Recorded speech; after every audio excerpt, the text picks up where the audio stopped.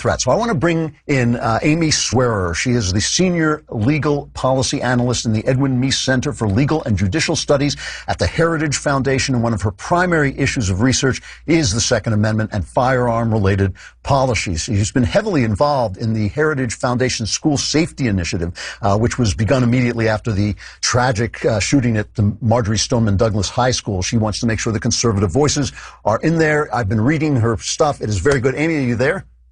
I am. Thank you so much for having me. Thank you for coming on. I really appreciate it.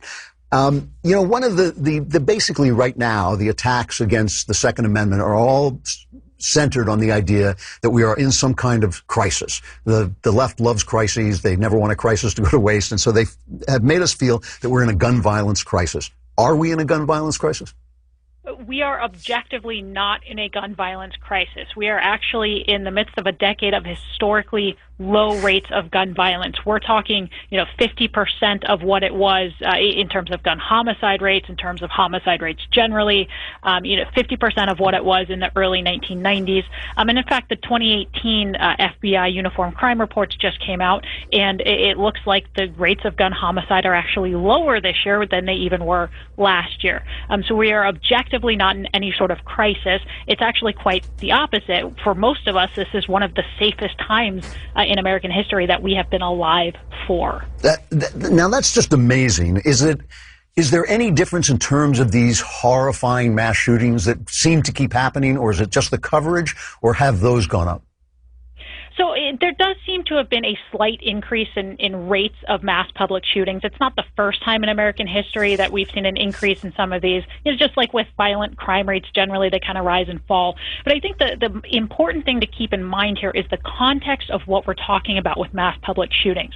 So I don't know whether it's because of, just the way we get enraptured in the media coverage of it, or the way it's kind of politicized. But the reality is, mass public shootings remain incredibly rare. We're talking a fraction of a percent of all gun deaths every year, where it's really not. If you are going to have an interaction with gun violence, it is almost certainly not going to be that you walked out, and were shot in a mass shooting. It's actually much more likely to be suicide. And so it just kind of our perceptions of gun violence have been skewed because of sort of this media coverage and panic that comes with some of this increase in mass public shootings. But it's simply not the case that you are statistically likely to walk out your door, and all of a sudden you're probably going to be confronted with a mass shooting today where you weren't 10 years ago. It's simply not statistically the case. And that's really interesting. Now, what about the other side of this? I mean, crazy right-wingers like myself are always thinking about the founders' original purpose in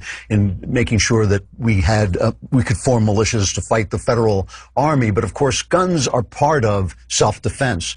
How often, comparatively, how often are guns used in self-defense as opposed to in murder?